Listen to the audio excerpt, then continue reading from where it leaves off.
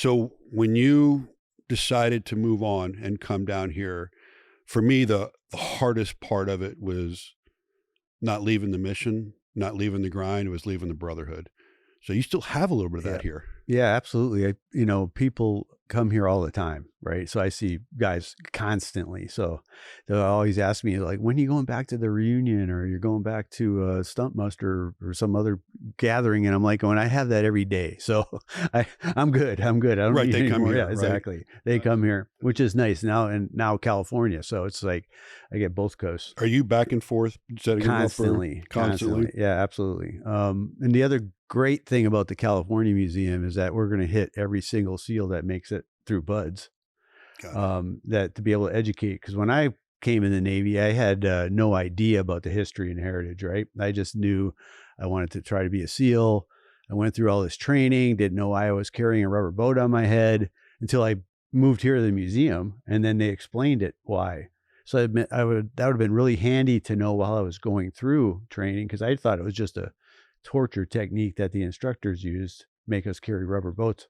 But it started right here in Fort Pierce, because that's what they would load these boats with: explosives, paddle them into the obstacle field, and blow up the obstacles.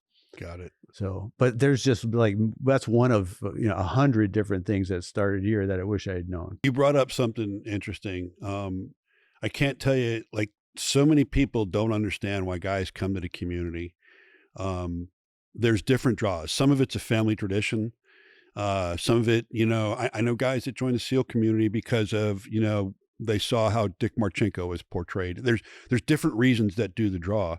I mean, I personally was of that generation where I had a judge make the decision for me. And, and he pretty much was like, you need to have an enlistment contract or you're going somewhere else. And I did. And all I told the recruiter was, and it was interesting because I went to all 4 services, and I went with my uncle, who was a Force Recon Vietnam era guy. I went to all 4 services, and I just wanted to do something in special operations, and I had no clue. And he is the one that told me that the best offer I got coming off the street was to go to the Rangers. So I went there because I wanted to do the hardest thing that I could do coming off the street. I didn't know anything about it. I got there and your eyes open up, and then you start to realize what you want to do in the community. It sounds like you kind of had a little bit of the same experience. Yeah. So when I went into the recruiter's office, I was 16 years old because I was going to graduate when I was 17. And I fully intended on becoming a submariner or submariner.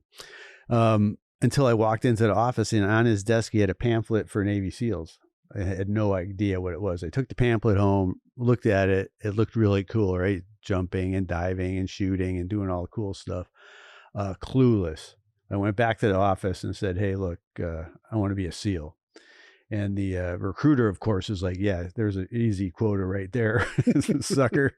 Anyway, right. So I signed up, and then, the rest is history.